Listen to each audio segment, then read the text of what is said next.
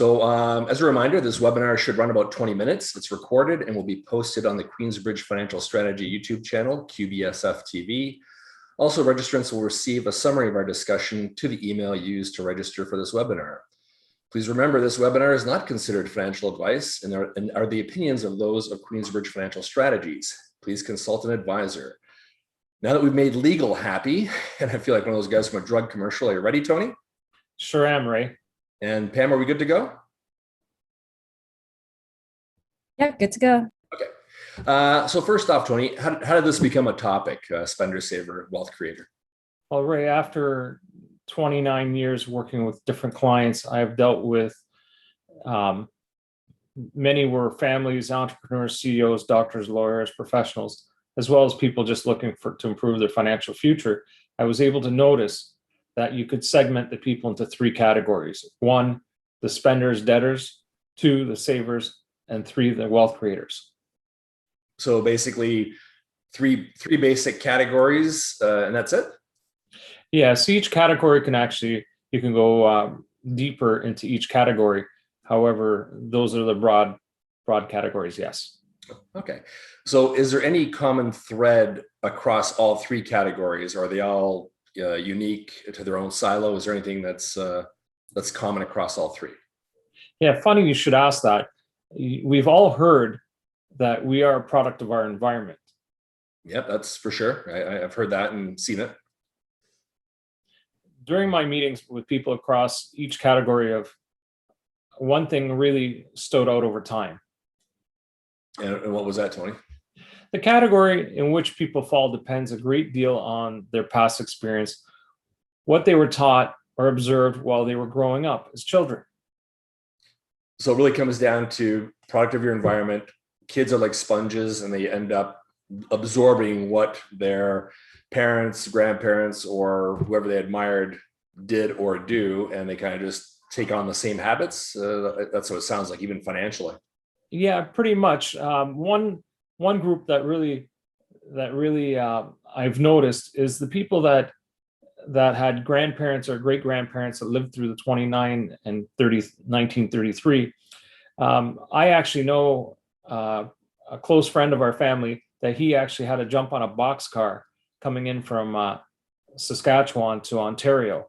And those are typically savers, and they're extreme savers in the point that they were actually saving money into coffee cans, in the freezer, in the cupboards, under their mattresses. A lot of people laugh at that, but that was actually how these people were. So you could really tell the people that grew up with that kind of family. Yeah, I saw my grandparents were like that. You go to grandma's house and in the cookie jar, there'd be cash squirreled away on top of the bank and everywhere else in the house, just in case. It's amazing how those stories resonate across families. Okay, let's start with spender. So what is the profile of a spender? How does that look? Well, the spenders and debtors are in the same category. Basically, they pay for major purchases with debt, such as credit cards. Amazingly, banks hand out credit cards without an operating manual.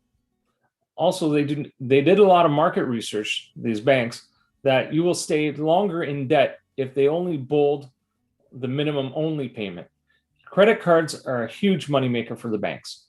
Spenders make purchases that can't be paid off out of 100% out of monthly cash flow. Once they get into a trap of buying first, then they work to pay themselves off over time. And as soon as they pay off, they go back into the debt. And here we go again. We're trapped in a debt cycle. Afterwards, they just keep going over and over, back and forth into paying off, getting back into debt, paying off. And if there's an emergency or anything, boom, you're back in debt again. This is referred as living below the zero line or a hamster wheel finance.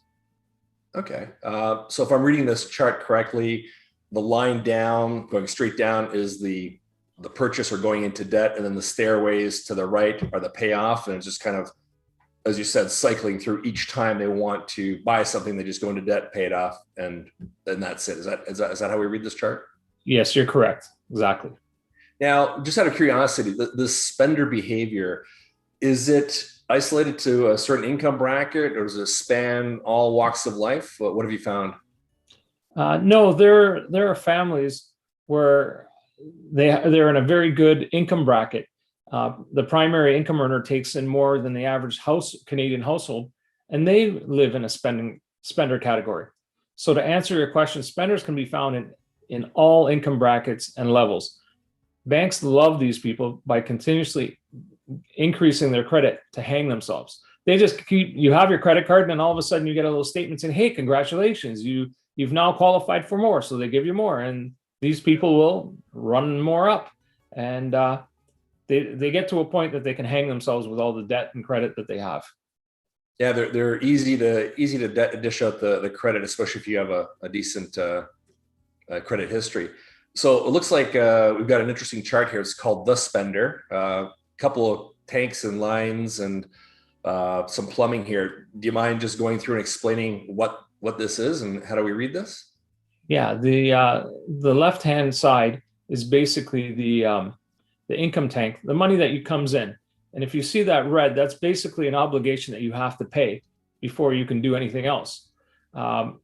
As the money flows through, the little red button on the bottom is your taxes. We always have to pay taxes. And then if you see the little pink line that leads up to your borrowed funds, that's where the money is going to be paid off, pay off your debt, your credit cards, your minimum payment. Anything that goes past that is gone. It's what you're living in lifestyle. So typically the spender spends 100% of their income on today. They're not focused about for tomorrow. They have no access to collateral, and the only option they have is major purchases is with some form of credit. Borrowers and pays back and plus interest. Yeah, so like you said, basically on the hamster wheel, whatever's flowing in straight out the pipe, and no savings, nothing. Correct. All right. So what challenges will a spender face if they stay on this hamster wheel, as you mentioned it? Like what challenges would they face long term? The major challenge, it's the cycle of taking on debt for purchases, paying it down and continuing it again, and making it very difficult it makes it very difficult to create a safety net, let alone any personal wealth for the future. You're just constantly on that hamster wheel finance. Okay, that makes sense. Now, I've heard people use the term other people's money, OPM.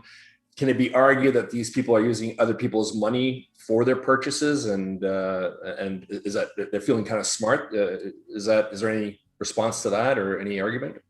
I've heard a lot of people say that. I love using other people's money, OPM, and this is considered it, but you have to look at it from a standpoint that they're using the money to satisfy current lifestyle, not to invest for tomorrow.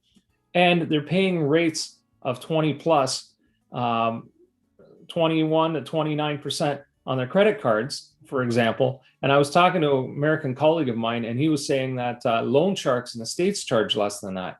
So it's just unbelievable just trying to think that you're almost at 30% trying to pay off your credit, your debt. You're never going to get out of that hole.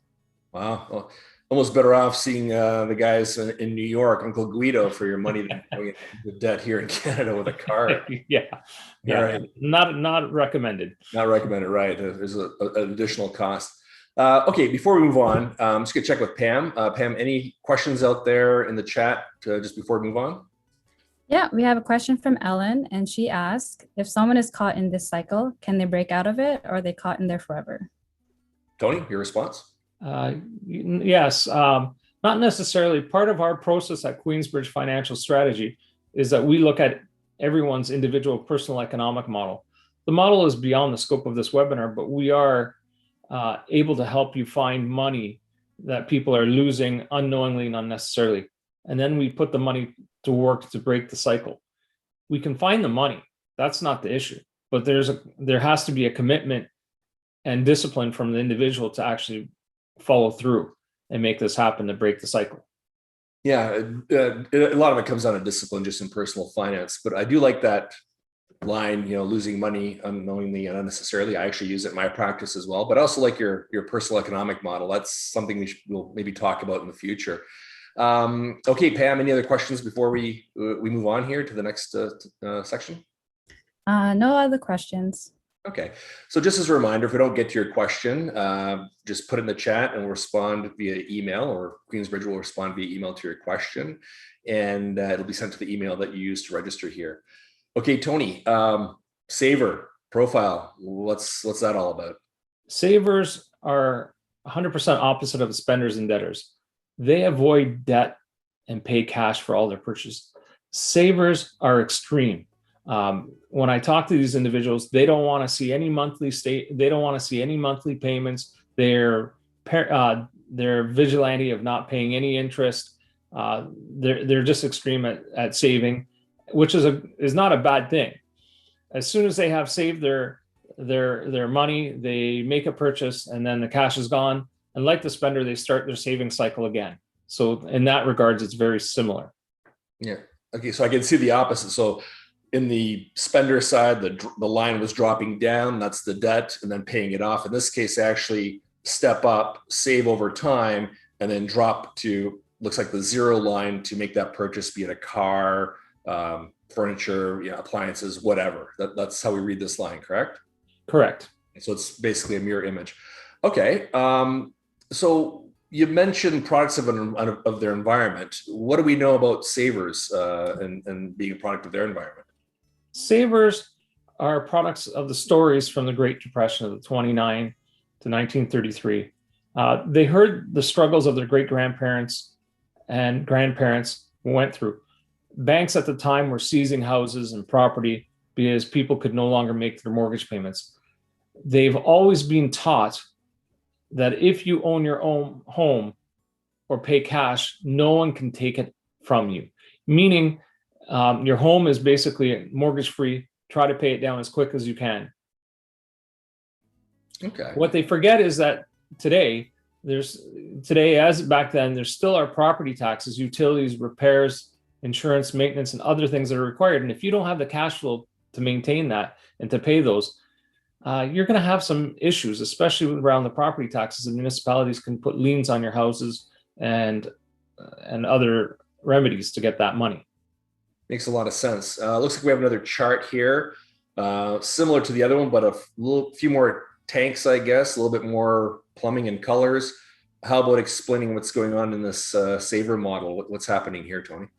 Well, again, on the far left-hand side, the money is coming in, like you make your income comes in, it goes down past the tax regulator, and then you have some money built up in your investments, which are at risk, and then you have your savings that have to be safe, because that's the nature of having safe savings. And what happens is the savings is high now in this example with the green, but eventually it'll go down to zero, and you take that money from savings, you pump it into your purchase, which is a major capital purchase funds. So could be a home, could be anything you wish that you're buying, and then you start saving again. You start from zero, it just oscillates up and down. Living at the zero line, you save for the future, you saves extra for current lifestyle expenses. People like paying cash to avoid debt and interest, as I was mentioning, and cash from savings is replenished without any interest, without any opportunity cost that's lost. Okay, so the big thing that jumped out to me was in the other one, there was just a tank for borrowed funds and everything just flowed through. Clearly, the saver does put money aside for retirement. So they are looking to the future. They do have a savings account, but when they go to do a purchase, so MCP would be, I guess that'd be your major capital purchase, they draw down on the savings account or the savings tank, that goes to zero, and then they start all over again. So is that kind of a quick summary if I got that right? Does that make sense? Yeah, yes, you're correct, Ray. Okay. All right. Before we move on to the next part, which will be Wealth Creator, do we have any questions about the saver segment, Pam? Yeah, I see a question coming in from Dave, but it seems like he's typing pretty quickly, so we'll just wait for him to finish his question. Okay. Dave, no rush. I got a question while Dave finishes his question. Is being a saver bad, Tony? Is there anything downside to being a saver? No, in principle, there is nothing wrong with the saver approach. There's just a better way to structure your finances. I call call it using luck, liquidity, use, and control, and knowledge that your money is working for you all the time. Luck. So liquidity use, control, knowledge. Okay. All right. I like that. It's a good acronym. Are we ready with Dave's question, Pam? Is he ready? Yeah, I got Dave's question. So he asked, if I own my own home without mortgage and these expenses pop up, I can just go to the bank and get Heloc or mortgage against the house. Doesn't that solve the problem? Good question. Tony.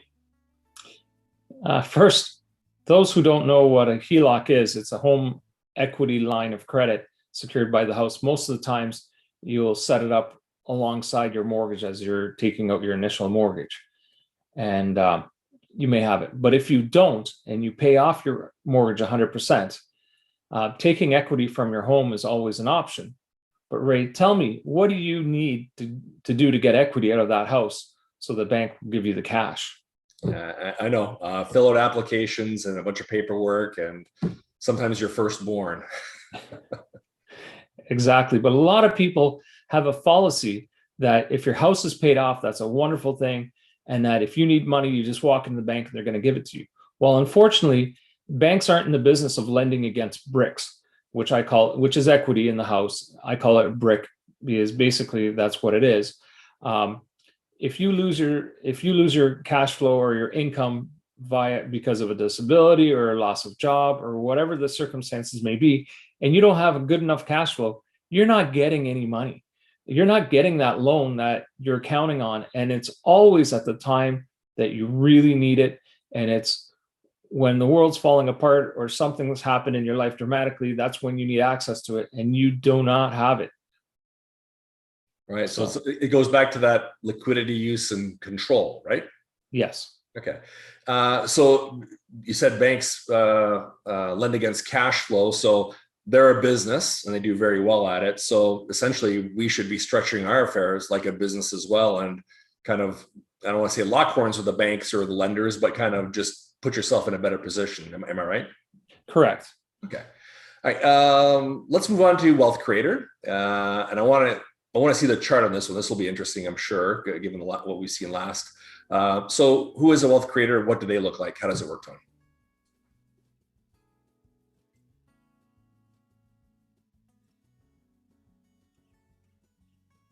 I think Tony froze. Okay. Are we back, Tony? Yes, I did freeze. I'm back. Sorry about that. Beautiful thing about technology today. Yeah. So my question was, who is a Wealth Creator? What's their profile? We've got a chart up here. Go ahead. Okay. Wealth Creator looks a bit like a debtor and saver mixed together. The major difference is Wealth Creators use luck. Okay. So back to liquidity, use, control. I'm liking this luck acronym. So they say to generate wealth, you need to be lucky. You also need some luck. How does that fall into play? Well, a lot of people look at business owners or successful people and say, oh, they had luck. They had luck. Yeah, they did, because they had liquidity, use, and control and knowledge of their money. And when opportunities arose, they were able to quickly capitalize on it and do whatever they needed to. And also, they were never stressed because they knew they had some money somewhere put aside that they can actually access fairly quickly, and a substantial amount. Okay. So I'm just going to ask about the chart here. So I'm seeing a green line that's sloping up to the right. That sounds like it's the savings growing, but never drawn against because it never goes down. And then the red line is that purchase that we saw from the spender, as you said. So it's that combination. So it goes down and then they pay back.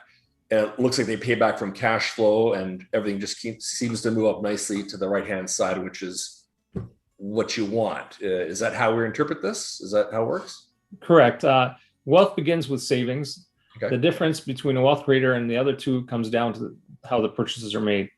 Wealth Creator doesn't draw on their savings, allows savings to grow compounded, uninterrupted over time. Basically, in the beginning, you capitalize your Wealth Creator account, and then basically over time, if you need to draw money, you borrow against yourself.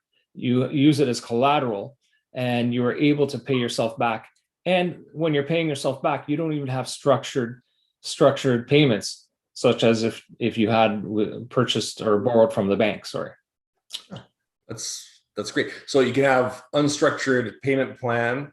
I know the banks, if you ever borrow anything, credit cards or otherwise, it's always due on the 15th or biweekly or whatever it is. So you can actually set up your own payment plan if you get to this wealth creator position. Correct.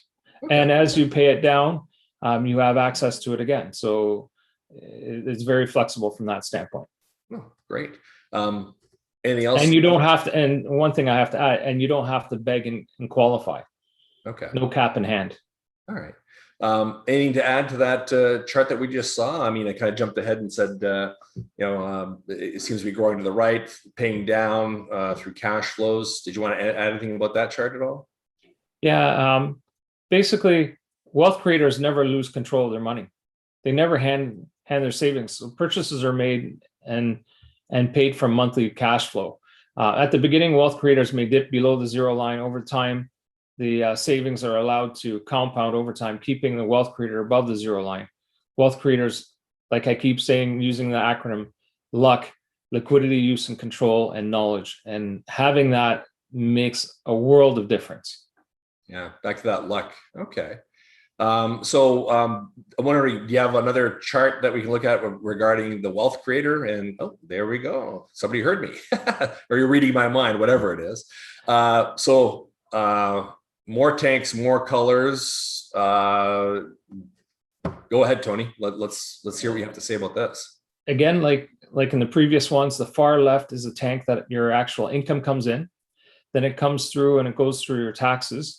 And you build up investments and savings. The only difference you'll notice is in the savings, there's a little blue, there's a blue section, which is collateral.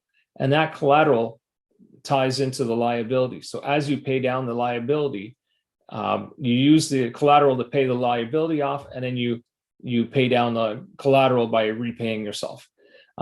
Living above the zero line saves amount of necessary to live today and tomorrow. You diversify and create access to capital, borrows to purchase everything through collateralization, whether it's cars, whether it's homes, whether it's whatever. It's a major purchase. Pays the loan and interest from the current lifestyle cash flow. So you're not paying exorbitant debt constantly on a cycle, giving it away. Right. Okay. So one thing again that stands out about this chart. Another tank popped in, the borrowed funds, which is from the spender.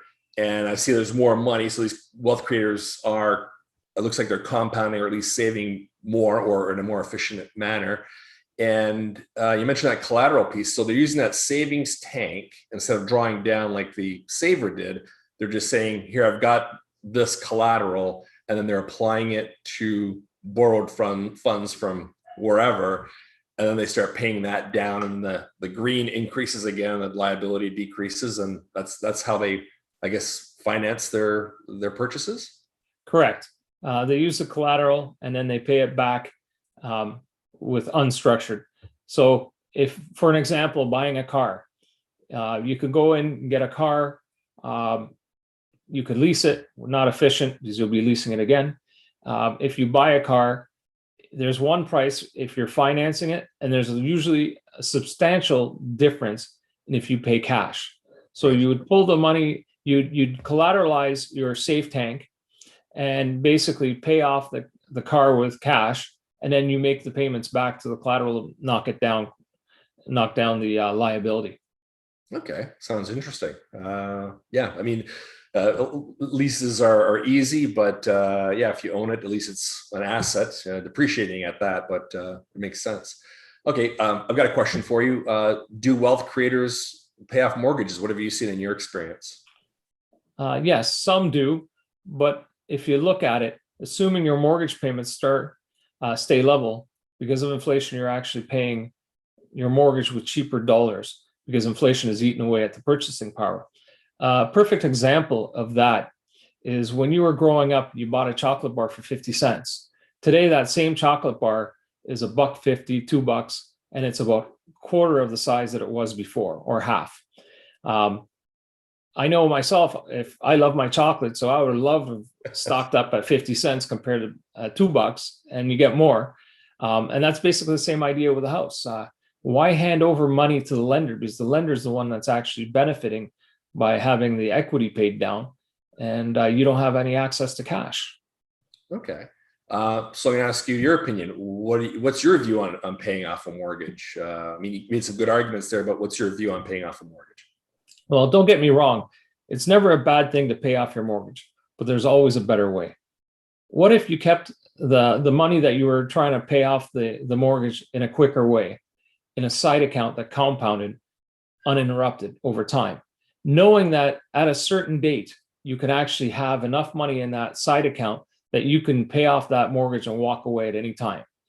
I would rather be in that position than being on a constant hamster wheel trying to pay down that mortgage and worried, oh, whatever happens if. I've talked to people that they've had the heck moments, that the tranny went on their car, they needed emergency funds, whatever the case may be, and they go quickly to their credit cards instead of actually having that extra cash sitting aside. Knowing that you've put a stockpile aside, you can pay off bills and build it up again. Yeah, that sounds like a powerful position. If you can sit there and, look at your, I guess, mortgage statement for lack of better words, and say, I owe say 100,000, and meanwhile I got 100,000 in other accounts, saying at any time I can write a check if I want to, but not feeling pressured to do so. That makes a lot of sense. Okay. Yes. Do you want to add anything else about the mortgage side of things before we move on? Yeah, one last thing. Many wealth creators I've met choose not to pay off their debts. They let their savings compound, but it takes discipline. Even at extremes, you hear about ultra millionaires carrying mortgages. Why? Because they want liquidity and control. They don't need to have a mortgage. They've got enough money to pay it off, but they like having the money and they love having the liquidity and control, that luck that they need.